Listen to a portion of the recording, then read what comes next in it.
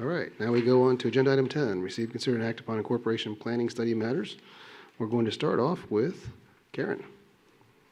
Thank you.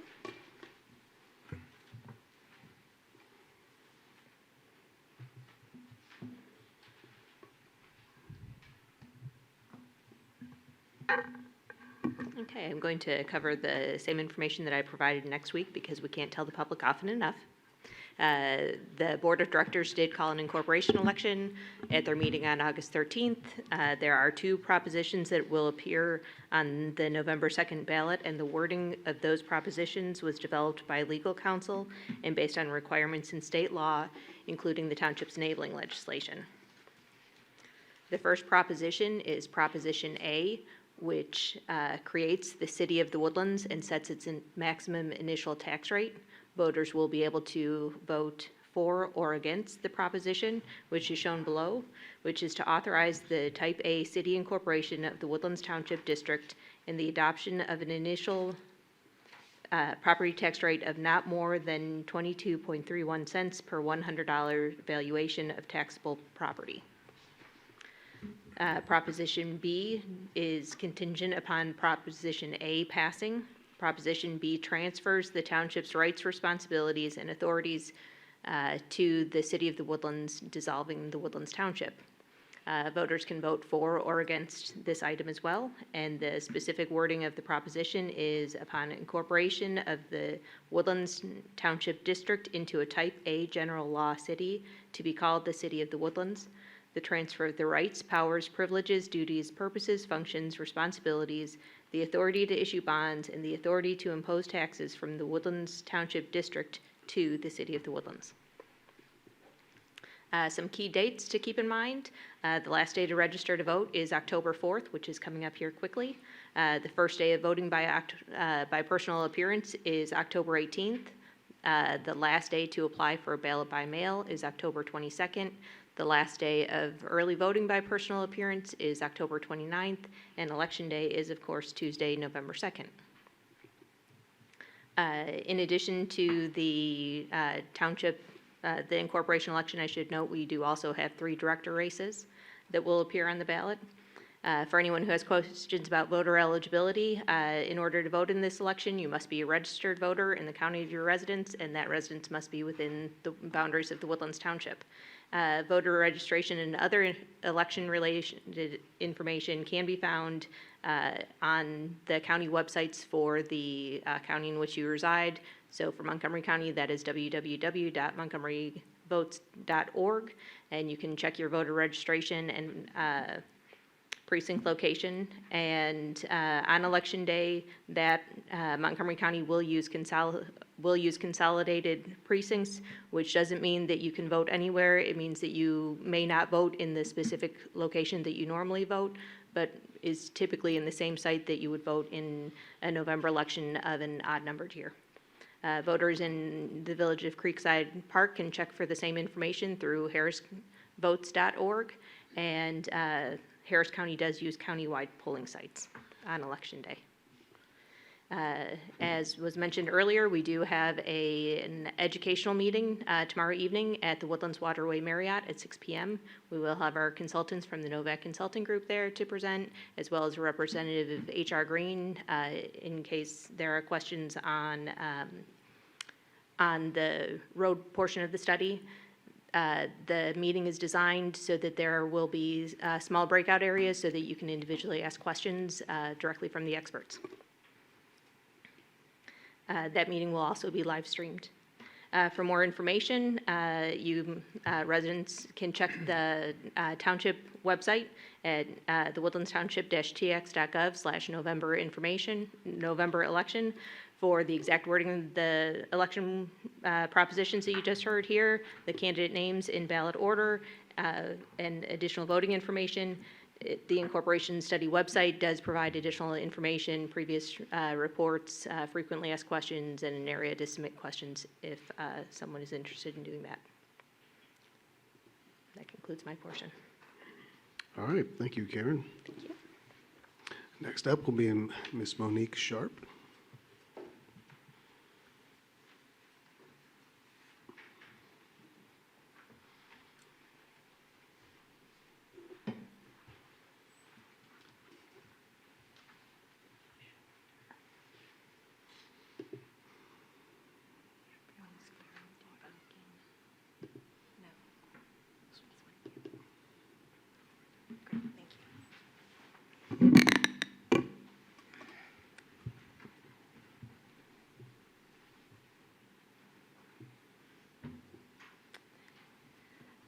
Okay. Good evening, everyone. My presentation this week will be much shorter than last week, so that's the good news. But there is some information out there that is not accurate, and so I wanted to take some time to explain to the public. And again, as I mentioned last time, this isn't just about Incorporation. For me, it's about the representations we make to our credit analyst, to our bondholders, to our bankers, and all those people that rely on the accuracy of our information. So I want to start with this one. This was posted earlier this week, I believe, on Preserve the Woodlands website. And it's called Bait and Switch. The Woodlands Township Board adds $5 million to the cost of incorporation. And included in the article are the comments that you see here, that the expected cost of incorporation is already skyrocketing. In just 3 weeks since the Woodlands Township Board voted to put incorporation on the ballot, the cost has already ballooned by $5 million with no explanation. Then you see these, I'm not going to read them all out, but that's the general gist of the comments, and that this equates to a classic bait and switch. So this comes directly from what was posted on the Preserve the Woodlands website. And what it's doing is it's comparing financial information. These are slides that I prepared. One was shown at the August 13th board meeting, and the other one on the right side, those were shown at the September 16th board meeting. And what they are saying here, well, the top pie chart has to do with revenues, and it shows that we're $154,000 off, and I'm not going to spend much time. I didn't prepare a slide to address that. Things did change, because between August 13th and September 16th, the Board of Directors, they did not change on incorporation. They changed on the base budget because the Board of Directors had budget workshops and adopted a budget. And we did things like add program revenues because we're purchasing new Swan boats. The Board of Directors, that was a budget initiative, and there are revenues that are associated with that more than offset that. That is by far the largest piece of that $154,000. There was also some adjustments in grant revenue that were included in there. So let's concentrate on the expenses. The chart on the left, the red line down at the bottom shows operating expenses and debt service payments pre-incorporation. So that's just our base budget numbers, does not include anything that has to do with incorporation. The yellow line is once we add incorporation expenses in. So the difference between those two lines is the incorporation expenses. So what the preparer of this graph is claiming is the chart down at the bottom on September 16th. When you add both of those, all of that pie chart numbers together, you come up with $150 million. And he or she is comparing it to $145 million on the left-hand side, saying this is where the bait and switch happened, that we added $5 million in incorporation expenses without telling anybody and without any explanation. So then let's go to, this is my slide trying to explain all that. What's interesting and ironic is the chart that this person used to support their claim actually debunks their claim. And let me show you why. So if you look at the difference between the red and the yellow line, which is what we just said was between the base budget, and then once incorporation expenses are added, the difference is $16,351,982, which is the exact same amount that we showed in September 16th. So if you add up all those pieces, we have it listed right there, it's circled in pink. So all the pieces of the pie that are not base budget also total to the dollar $16,351,982.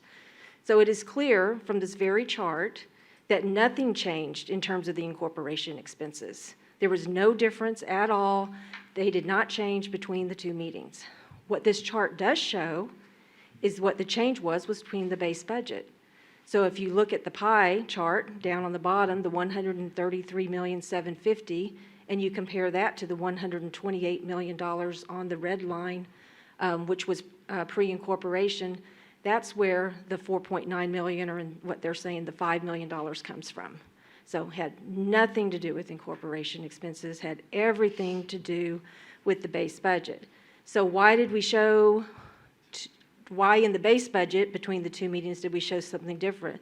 Well, these charts are trying to illustrate two different things. The one on the left-hand side, you can clearly see in the description for the red line, it says operating expenses, economic development zone payments, and debt service payments pre-incorporation.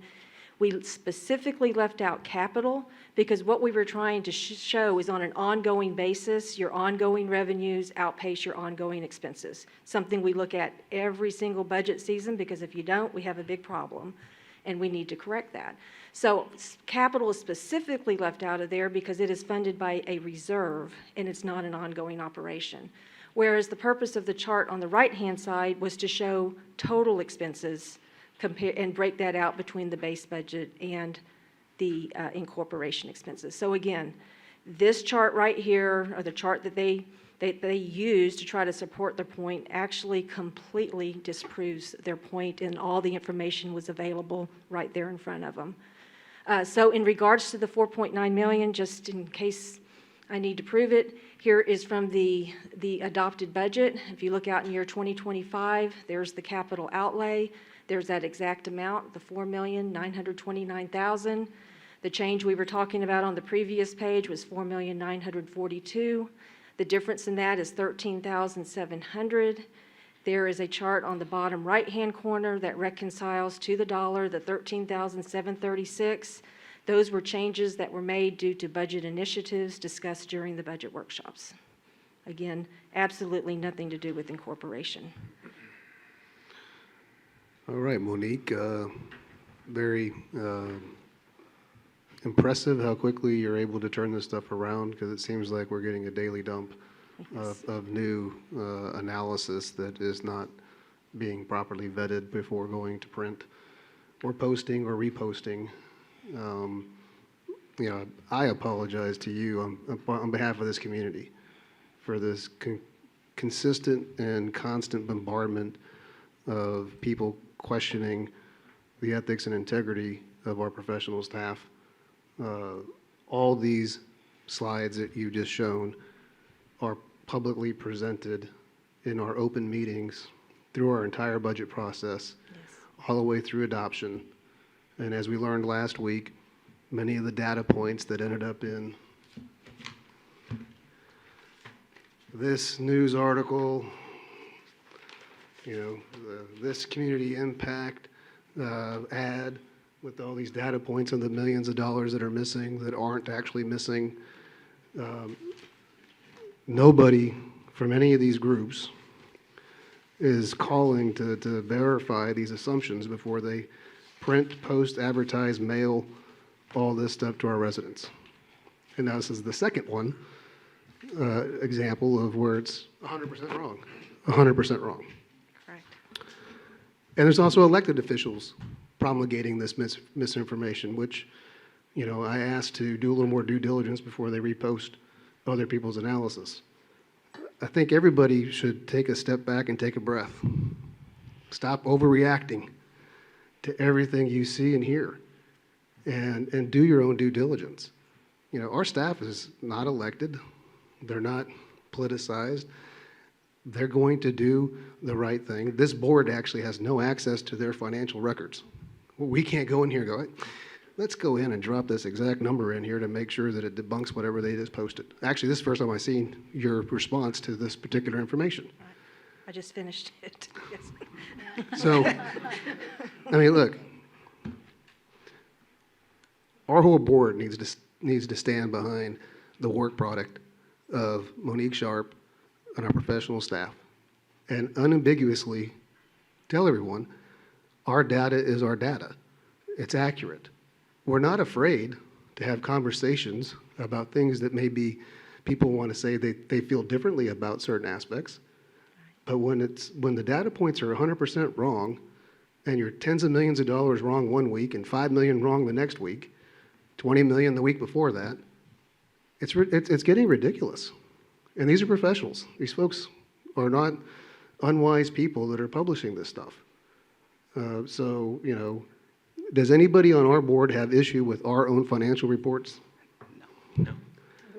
We unanimously approved them. Repeatedly, because we do have total faith. I'm going to do a hand count. Show your hands if you believe Monique Sharp's numbers. Oh, absolutely. Okay. There is no credibility issue with the work product that's being performed by our professional staff. And I hope we don't have to do this every week. But I'm going to suggest we put a placeholder out there in case we do. Well, Chairman Bunch, I mean, some of these, at least the stuff that you saw in the paper that was mailed out and in the impact, it actually said paid political ad, on the bottom, which obviously is an opinion.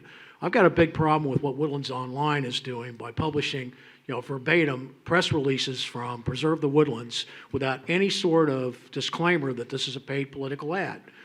And now it's just 3 times in the last week that they published articles that are absolutely flat out wrong without any sort of reference to the township for a quote or a refutation of the facts. If they're just going to be, an advertising rag for PACs, then they need to say that. And they need to take it out of their news column and put it in their ad section. This is really ridiculous. I mean, I'm tired of people absolutely flat out knowingly perverting the facts. And it's time to stop. Mr. Chairman, if I may. Please. I'm not a politician. I've lived here for a long time. And I, too, believe in facts versus fear. And I've spent a lot of time this past week composing some thoughts that I wanted to publicly share because I feel very strongly on this. It is the responsibility of leaders to be transparent and factual to those they represent. Throughout my years of serving on many community boards, I've always believed that it's also important to treat others with respect, your fellow board members, your constituents, and individuals possessing different views. Our decision as a community, if we decide to become a city, is not reversible, but that's up to all of us to decide. Misinformation, as was pointed out by several of us this evening, as well as our board, is being distributed throughout our community by presenting fear rather than fact. And I want to go on record regarding several topics. And several of these Chairman Bunch has addressed also at the different village associations.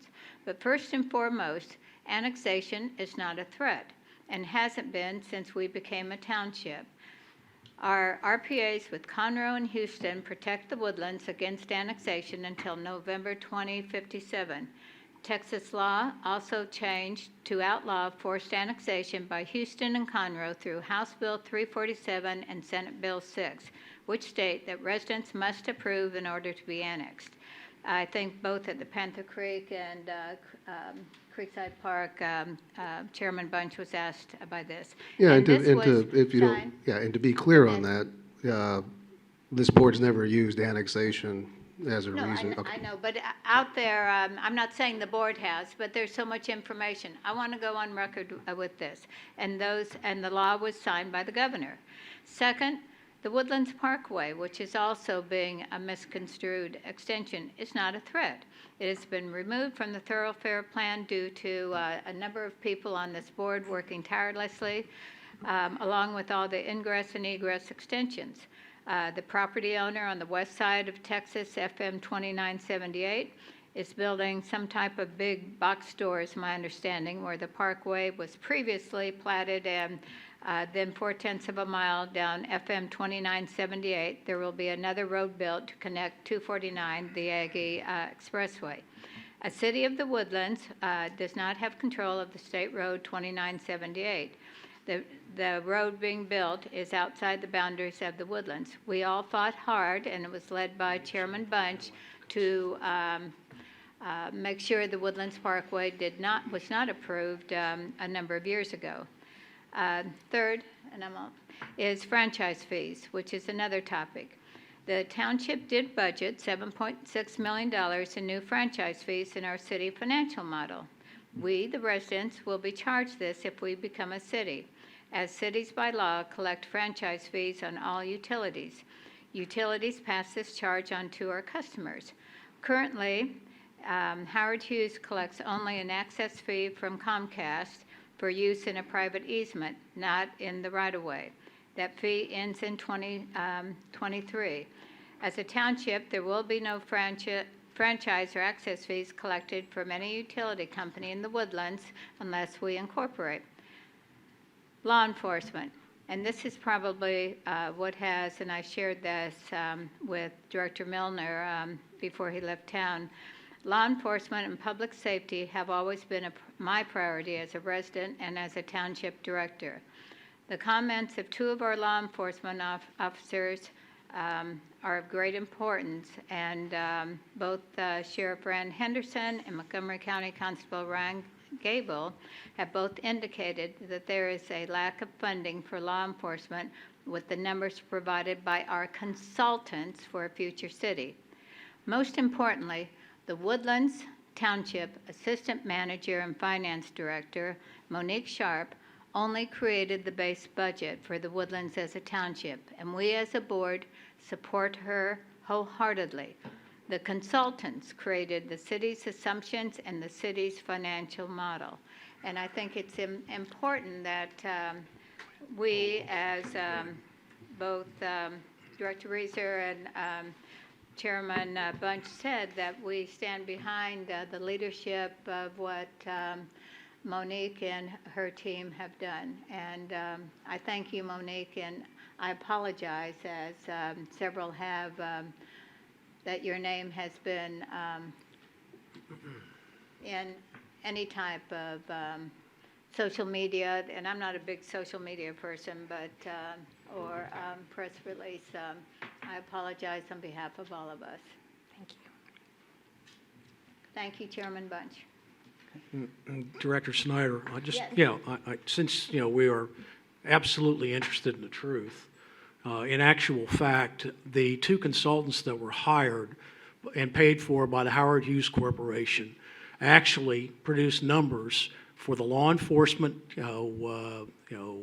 part of our plan and our overall plan that are actually less than our current incorporation plan calls for. Is that not correct, Monique? Yes, sir, that's correct. Okay, so it's okay if Rand Henderson and Ryan Gable want to criticize the number that perhaps the consultants put in their model, but that's not what's in our plan.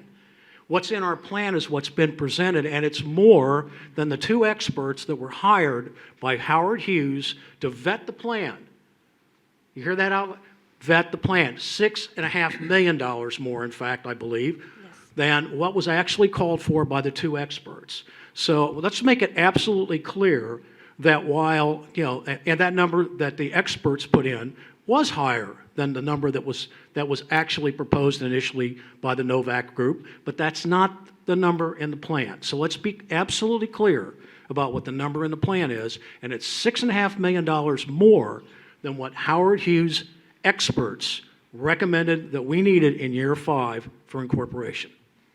I think my point, and understand that, Director Reeser, was more that both the Montgomery County Sheriff as well as our Montgomery County Constable made that comment. And so it concerns me. That's fine, Ann, Yeah. but did Sheriff Henderson or Constable Gable call you and ask you to, any questions? Jeff, they call you, ask any questions about the numbers in our study? So in actual fact, they criticized us without having the correct information, and now they really owe us an apology. Yeah.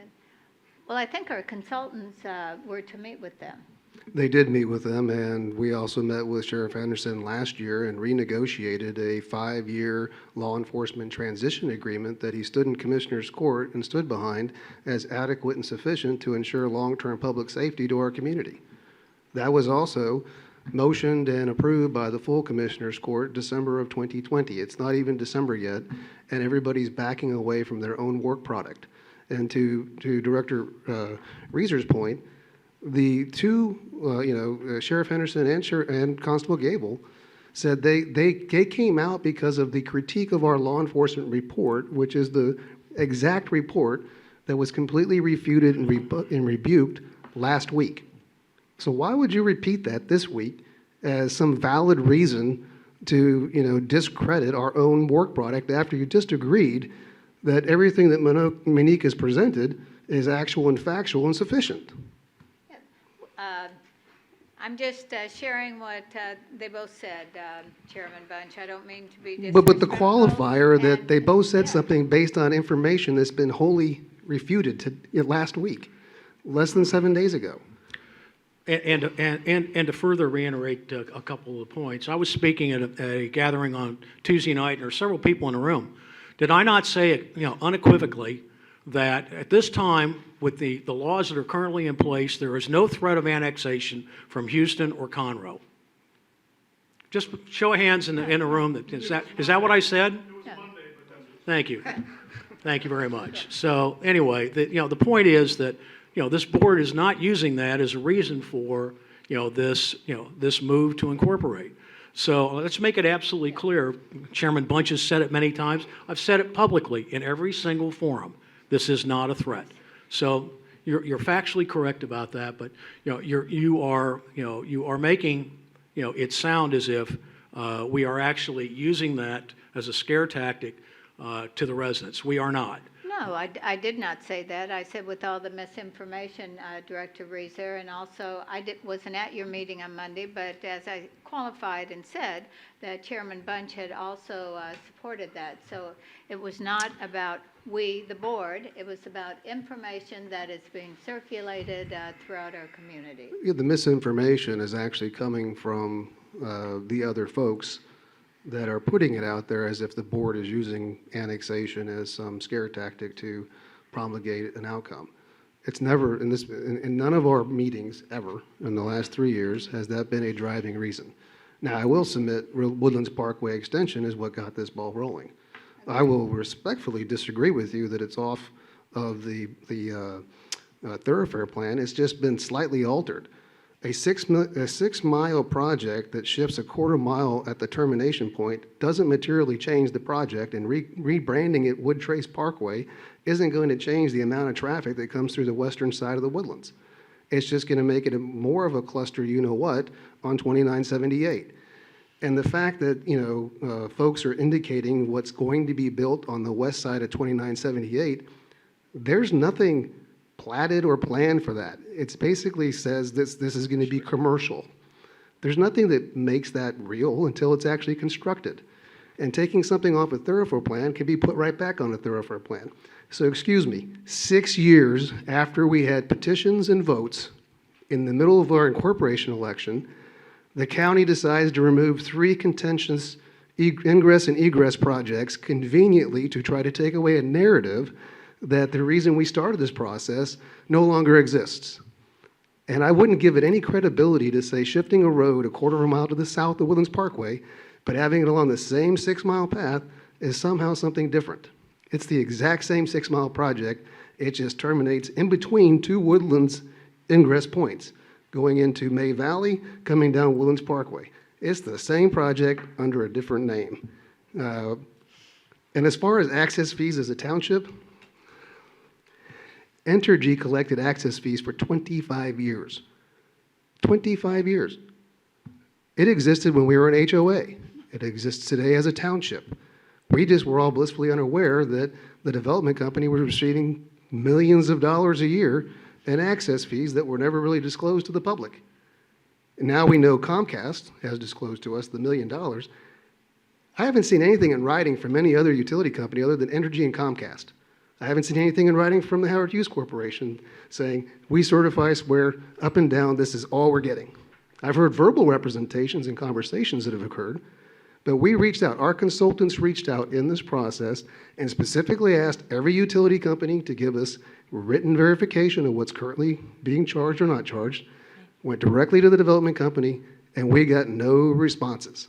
So I'm not going to take verbal representations as fact, because that's not going to be a credible source.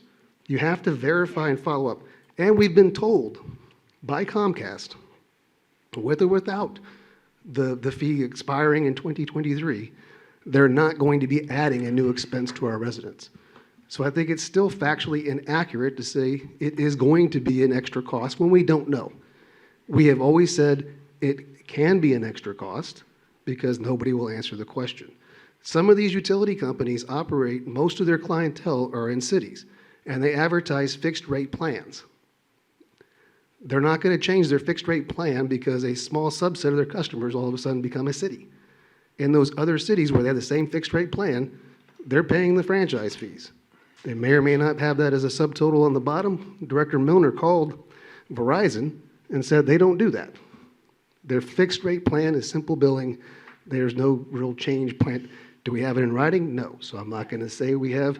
Director Milner's verbal representation is just as discredited as everybody else's verbal. Yes. Well, misrep- perhaps we should ask again Howard Hughes to give us that information. Well, you're very close to them, I'm Ann. just- Why don't Okay, you yeah. ask You know it? Yeah, well, what? that's a great You know idea. what?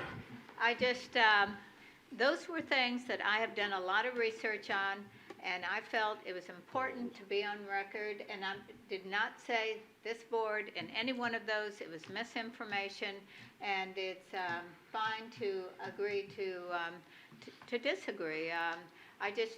It disturbs me greatly to see what is happening to this incredible community with everything that I hear, and people don't know what to believe.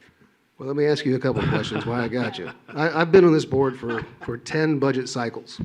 10 budget cycles. I've adopted 10 tax rates, 10 budgets. Did I ever do that by myself? No. Do I unilaterally have the authority to, figure out a way to manipulate every board member into vote? Most of our budgets that I've been on have been unanimously approved. Most of our tax rates have been unanimously approved, right? There's things circulating today that, we have found a way to overtax the community without their consent. Is that fact? Have we done that? Because you would have been a part of that. Yeah, well, I realize that Chairman Bunch and I voted for the 2231. I have voted all except for once. I think we've always voted the same on the budget and the tax rate since I've been on the board. I think it was just one, and I think we ended up voting the same on that one. We did. At the end. Yeah, And I've been so- here 10 budgets. I went back and looked. I've only not voted for one tax rate. Well, you That came was, back and voted for it. no, I'm not talking about that. Adopted tax rates, Yes. there's only one I didn't approve, and that was my first one, and that's because I offered a lower rate. And I was outvoted by our friends who now want to spin the narrative a different direction. On the one that we didn't agree on, it ended up being unanimously approved as it was adopted. My point is, right now, as we're dealing with misinformation, there is a strong messaging that we have overtaxed the community by tens of millions of dollars and that our tax rate should be 17 cents. What say you?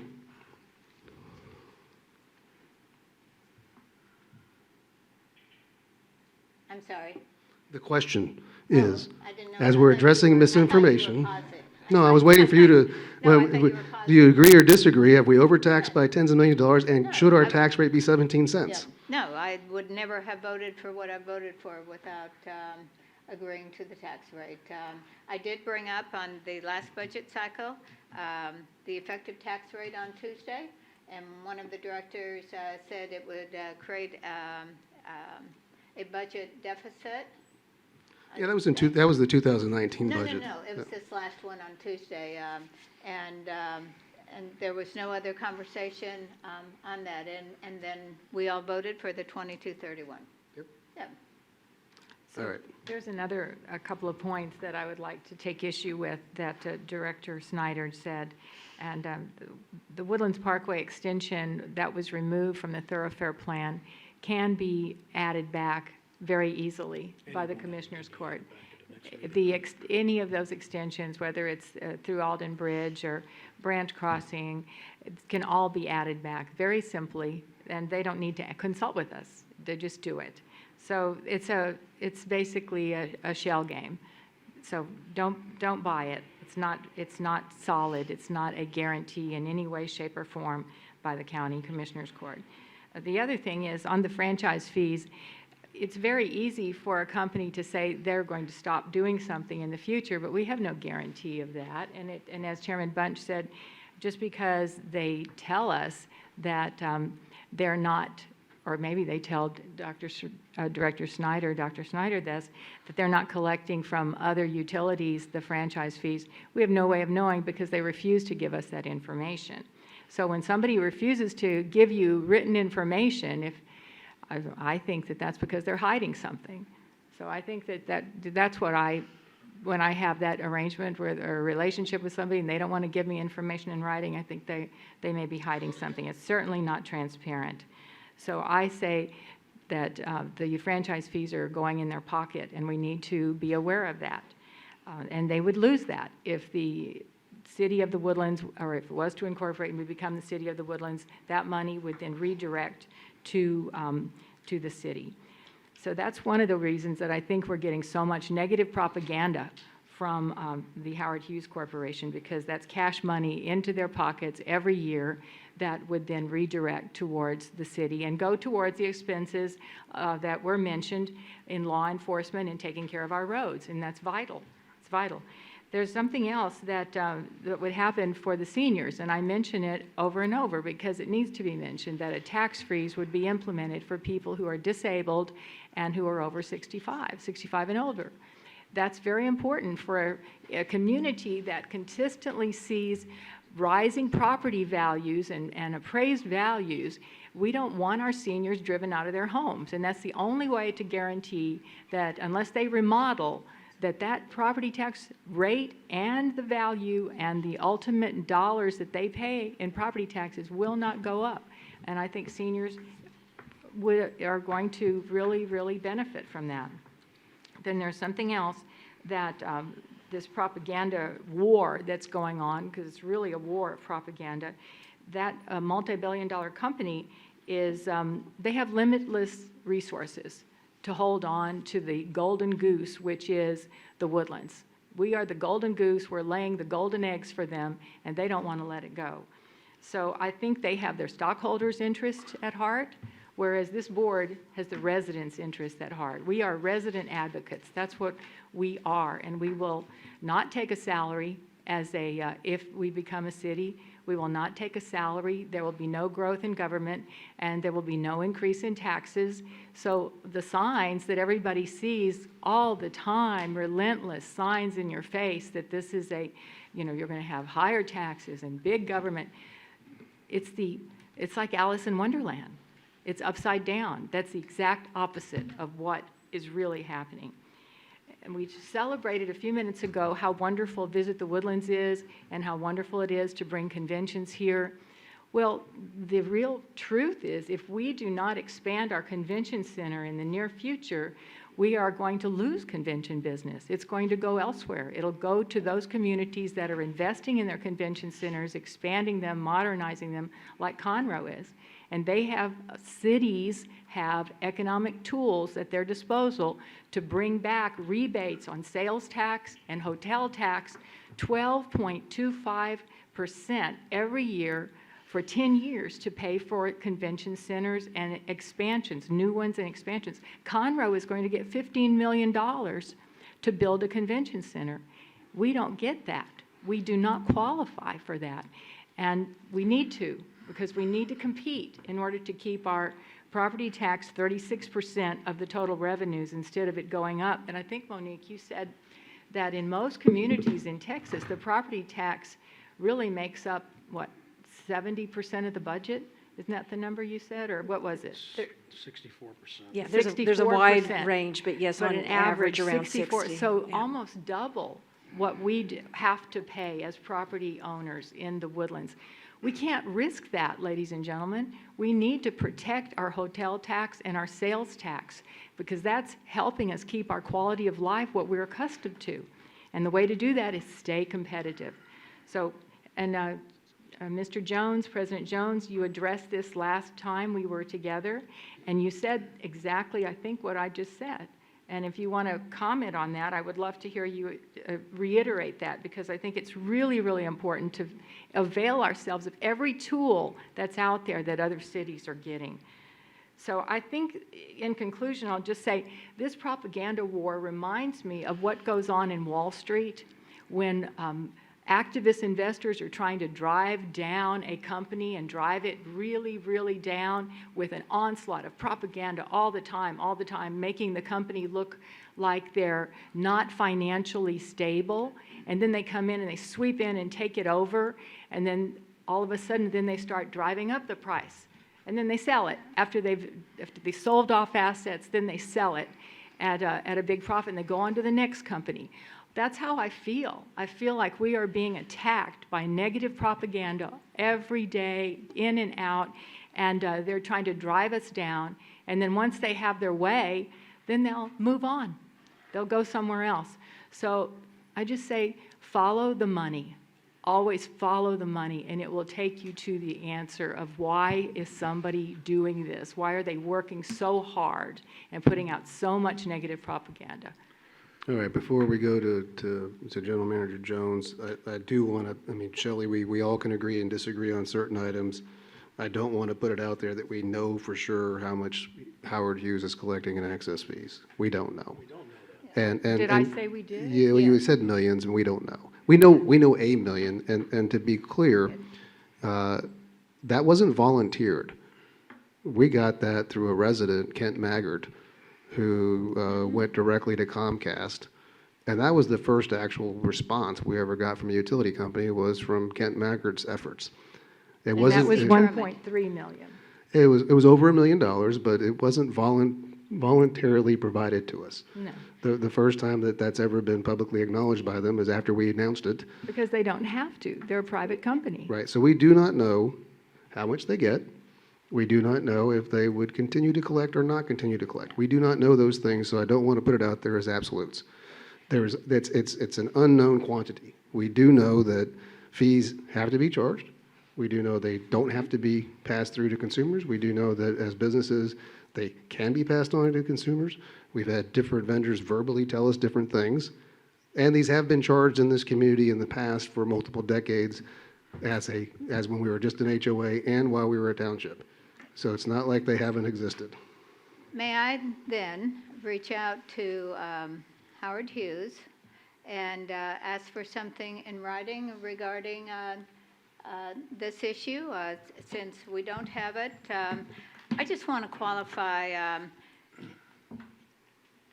No, since we Ann. moved here in the... No, Ann, I think our general manager, Okay. based on the information that you've provided this evening, should write to, Jim Carmen and Okay. ask him to give us the straight, skinny on what Thank you. they've been collecting. And I'd like to see historical collections, Ann. How many fees they were collecting for how many years, and what that total was, and where they spent that money. Did they put it in, did they put it into the infrastructure of the Woodlands? I'd like to know. Okay. I'd like to know. And so at the same time, sorry, Jeff, we're going to give you more work. Why not go back to the same utility companies that are within our community? They were non-responsive years ago. Maybe they'll be more responsive now in this near term, and maybe we can get something actually in writing. We have never hidden the fact that there's franchise fees, Oh, I know that. but it's not, shouldn't be a shock to anyone. And it is true that the consultant said it's over $7 million is the potential amount that they could be collecting. We don't know if they actually are collecting that much, but it could be millions. Well, no, hold on a second. No. The numbers that we have, in the franchise fee area were an estimate because no one would tell us what was going on. We took our peer cities, the 5 peer cities that we worked with, and and the consultants gave us a range of numbers to pick. And if I remember right, the board actually picked the highest number because we wanted to show the maximum potential impact for franchise fees that, could possibly occur. Yes, sir. Okay, Yes. so that number is the absolute outlier, and that's in year 5, correct? Yes, that's Okay, so that year number 5, is yes. substantially lower in years 1, 2, and 3. So, the reason why that number is in there is because at some point, the state of Texas requires us to collect franchise fees from utilities. And it would be a misrepresentation of the facts if we didn't put those numbers into the plan. Yes, sir. Now, as I said, nobody knows, number one, how much of this is actually new fees, how much of it is actually folded into base rates. We've already had 3 companies tell us that they put it in their base rates, Comcast, Sprint, and T-Mobile, because it's too hard for them to break the charges out because of the portability of phones these days. So yes, this is a great unknown in the, in the plan. But said this could have been easily rectified if the Hughes Corporation was willing to, to provide that particular information. Well, on top And I of that- also, sorry, I also find it hard to believe that Howard Hughes Corporation,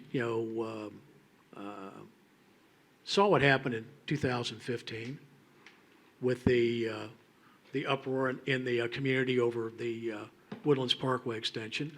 I know they saw what happened in 2016 because they spent a lot of money trying to influence that election unsuccessfully.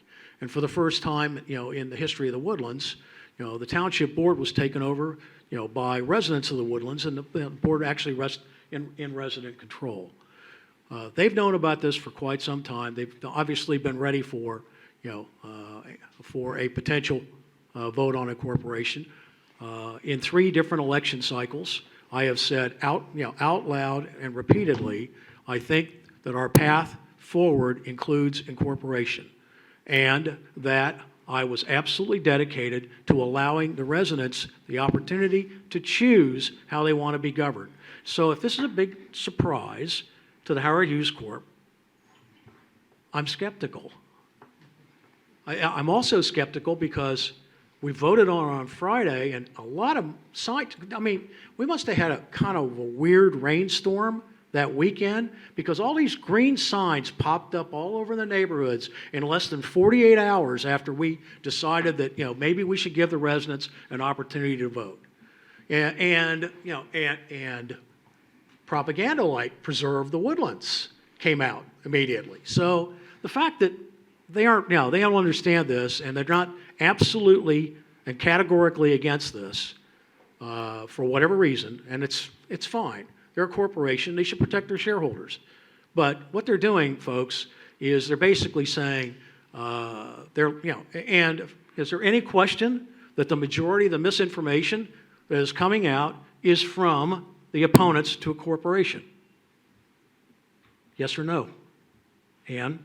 Well, I've seen it also from people who are for incorporation. Excuse me, Ann. We have had I'm not Preserve. talking about We've had Preserve the Woodlands spend a ton of money impugning the veracity of Ms. Sharp and her, her presentation, the plan.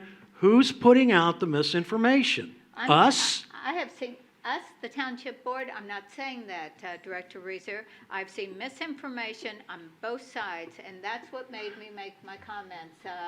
I don't think we as a board, once it's on the ballot, are to take a position.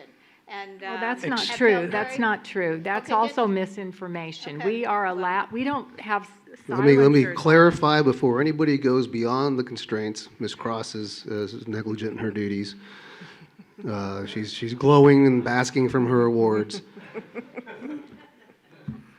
Are we done? As we sit here, as we represent our board here and on our property, we are neutral. That's Okay. correct. That's correct. When we leave our official duties behind, we are no less a citizen or resident than anybody else in America. That is And correct. individually, as private citizens, we did not give up our rights to weigh in.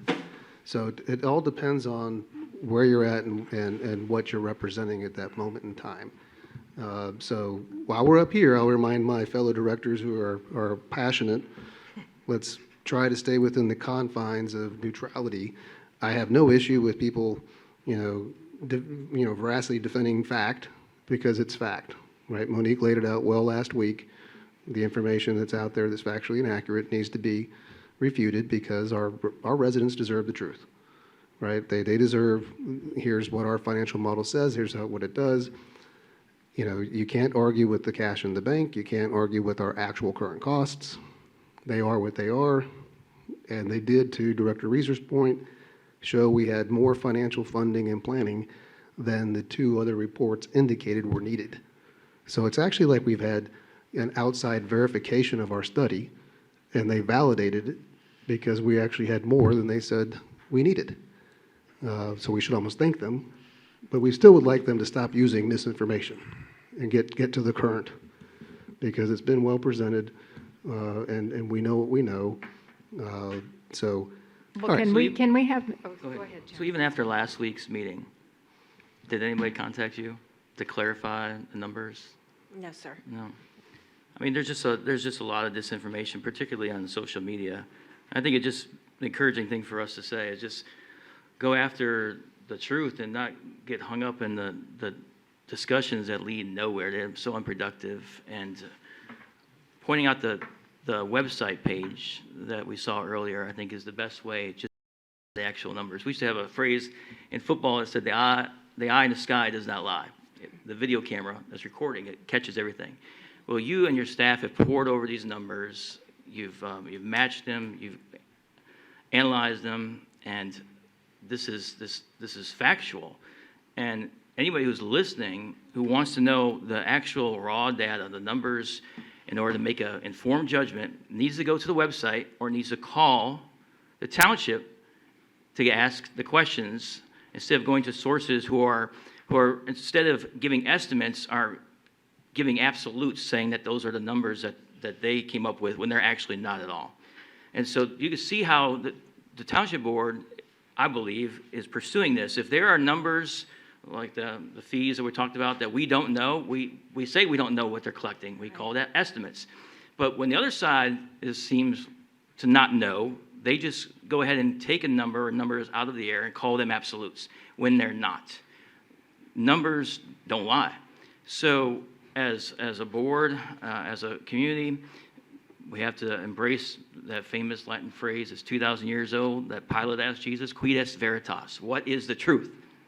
And the truth is here, that you presented again.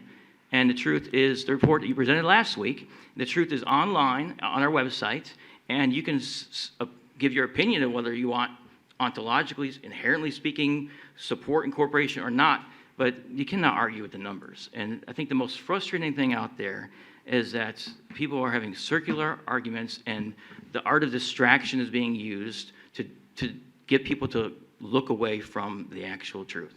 So we need to just put this on the agenda next meeting so we can be prepared to correct again whatever is going to come our way. Tomorrow night would be a great opportunity for anybody who wants to answer the question, quid est veritas, to show up. So then they can make an informed decision, because knowledge is power. And we are doing everything we can to give the people the knowledge that they deserve. And this is one of the most, if not the most educated community I've ever seen. We can be informed. We can make a good decision. And we can do this, to your first point, with respect and gentleness. But the truth, sometimes it hurts. But that doesn't mean you have to go out and verbally hurt someone who's delivering the message. With that said, Director Nelson, and thank you, could you share the format so that we have shared in any meeting, except for I forgot at one time, about the February, about the September 23rd. Could you share the format tomorrow? Before we do that, which I think needs to be done, Director, is could we get President Jones to just finish the question that I asked? Sorry. It's sorry. about the, no, don't, it's okay, Director Snyder. But I'd like him to, before we wrap up, I'd like him to comment on the economic development piece that we could avail ourselves of if we incorporate and become a city. Please, sir. So Director Sekula Gibbs, I think you did a really good job summarizing the law, and it's actually in the Texas Tax Code.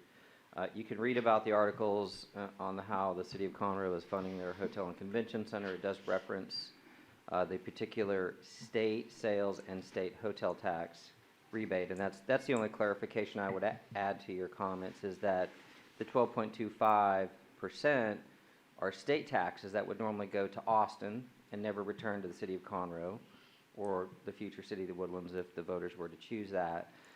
So those are not new taxes. They're taxes that are paid, and they go to the state. So under this particular chapter 351 of the Texas Tax Code, home rule cities can apply for for the state sales tax and state hotel tax rebate for up to 10 years. In the city of Conroe's case, it will generate approximately $15 million. I have verified that. Not only was it written in newspaper articles, but I have a colleague who works at the city of Conroe, and I've verified that with him.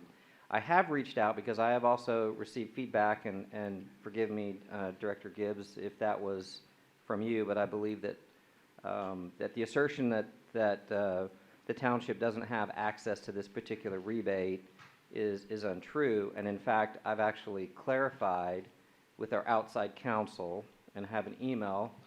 Our outside counsel actually was here tonight. I think he stepped out to take a phone call. But he was the one who basically emailed me and said, yes, this portion of the Texas tax code does not apply to the Woodlands Township. So I can get an official opinion from him to clarify that. But I think it's pretty clear in state law that this is a tax rebate that's only available to home rule municipalities, one of many that are only available to home rule municipalities. So as you said, it is an economic development tool in the toolbox that we currently don't have access to. And if I could, just to clarify one other statement, the senior tax freeze, it does freeze the property taxes paid for the life of that particular resident, either disabled or 65 or older. And I believe you may have used the term remodel. If you remodel your house, then your taxes could go up. But I think what you meant to say, clarify or correct me if I'm wrong, it's as if you expand your house, say add a swimming pool or add an addition to it. It wouldn't affect your senior tax freeze if you remodel your house. You would still have the tax freeze for as long as you own the home. And so just to clarify, I think that's what you meant, but I wanted to make sure Thank you. I caught that. And if I may, Chairman Bunch, just a couple of other points too. We do have outside counsel that provides legal opinions to the board of directors. Staff and some directors who've been at some of the village meetings regarding incorporation have received the annexation question. I would just remind the public that there is a legal opinion by outside counsel representing the Woodlands Township Board of Directors as an organization that has provided their opinion about the application of the 2017 law change as it relates to annexation, and how that impacts a long-term contractual relationship that the Woodlands Township entered into with the City of Conroe and the City of Houston to prevent the Woodlands becoming part of Houston or part of Conroe. There is a legal opinion out there that has been questioned, and so I just want to remind people that opinion is still out there, which does say essentially that the 2017 state law change on annexation has no impact on our long-term contractual relationships with those two cities. And in referencing the legal opinion, I believe this President General Manager is referring to the one that's on the incorporation summaries and the frequently asked questions, and not the one that was provided under attorney-client privilege to the board. Yeah, and I think on that point, there was direct mail sent out using images of elected officials without their knowledge. I checked with Senator Creighton. He had no idea his photo had been used in a mailer telling people absolutely, well, the Woodlands would never be annexed. Only a court can adjudicate that law. And there hasn't been a court case yet on that 2017 law. And to General Manager Jones's point, it's a contract. We have plenty of lawyers in here. Daniel, I saw you walk in. Your name was used in vain a minute ago by one of our outside counsels. Can the legislator legally change a contract? There's a word for it, what they can't do. You know what I'm talking about? Yes. Can you come to the microphone, Sorry, sir? you walked in. I noticed you. Yeah, I don't think he knows what we're I think we're paying you right now anyways to be in the audience. I might as well get some work done. And I would like to know, too, if the law of 2017 is actually that powerful and effective, and it nullifies the effect, then wouldn't we be able to also stop paying them? No, let's stick with the first question. Okay. Because he wasn't in the room when it was being asked. A new law came out in 2017 about annexation, right? Our enabling legislation, and everything's tied to our 2007 vote and our 2007 contracts with Houston and Conroe.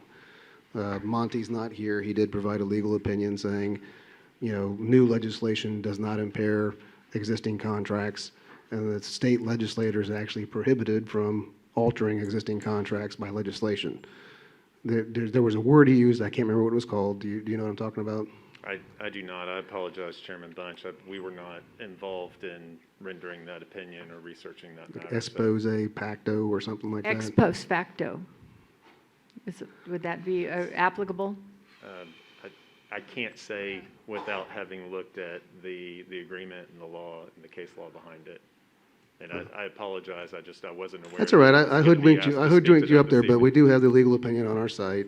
We actually have a video of the presentation of that, but I think it was ex post facto. Ex post facto. Right, That means yeah, after right. the fact, Right. right? All right. You're the lawyer. That is correct. Yes, okay. All right, we'll let Daniel go down. He wasn't paid to opine on that. Thank you Okay. for being a Mr. good Chairman, sport. if I could Apologies. clarify for Mr. Ringgold, though, that I did call him out as, I did reference a communication between Mr. Ringgold and myself regarding the Chapter 351 tax rebate of the state sales and state hotel occupancy tax law that is only available to home rule cities. And so that is why your name was used, and that was by me in reference to that question from Dr. Sekula Gibbs, so.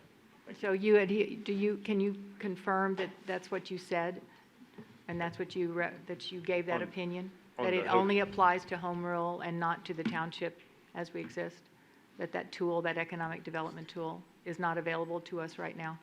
As to hotel occupancy tax, This was the economic tool that was being used by Conroe for development of a hotel The and convention rebates. center. Right. that is correct.